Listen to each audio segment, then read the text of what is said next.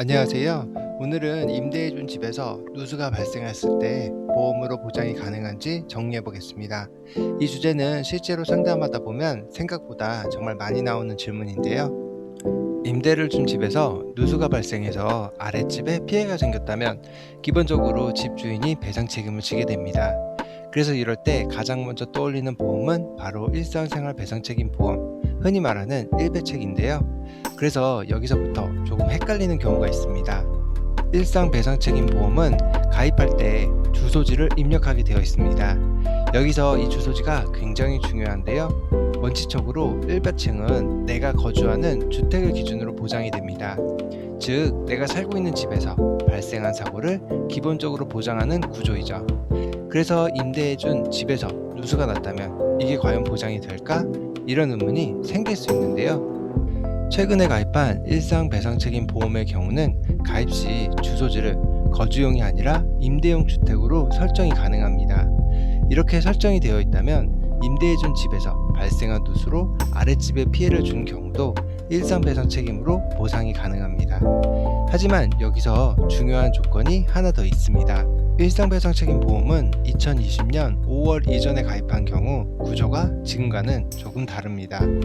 이 시기 이전에 가입한 일상배상책임은 임대용 주택의 보장에 대해서는 아예 제외하고 있는 경우가 대부분입니다. 즉, 내가 아무리 집주인이고 누수의 원인이 내 집이라 하더라도 가입 시기 때문에 보장 자체가 되지 않는 겁니다.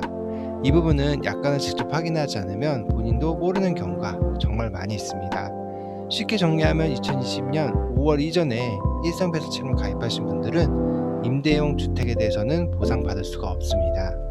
그럼 임대인 배상책임 특약은 어떨까요? 화재보험의 임대인 배상책임 특약에서는 임대주택으로 발생한 누수로 아랫집에 피해를 준 경우 보상이 가능합니다. 그런데 이 특약에도 조건이 있습니다. 바로 임대인 배상책임 특약은 주택의 건축 연도를 따집니다. 회사별로 조금씩은 다르지만 보통 20년 이상 된 주택의 경우에는 가입이 어려운 편입니다. 즉, 일상배상 책임은 가입 시기 때문에 안 되고 임대인 배상 책임은 건물 영시 때문에 안 되고, 이런 상황이 실제로 꽤 자주 발생합니다. 정리해 보겠습니다. 임대해준 집에서 누수가 나면 집주인이 책임져야 합니다. 일상배상 책임은 주소지 설정과 가입 시기가 핵심이고요. 하지만 2020년 5월 이전의 가입자는 임대주택에 대한 보장이 되지 않습니다. 임대인 배상책임 특약은 건축이 20년 이상 되었다면 가입이 제한될 수 있고요. 오래된 보험, 오래된 주택이면 보장 공백이 생길 수 있습니다. 따라서 임대주택을 가지고 계신 분이시라면 일배책도 있으니까 괜찮지 막연하게 생각하기보다는 가입 시기, 주소지가 어떻게 설정되어 있는지, 또 주택의 연식이라던가 이 세 가지를 꼭 한번은 확인해 보길 권해드립니다. 오늘 영상 시청해주셔서 감사합니다.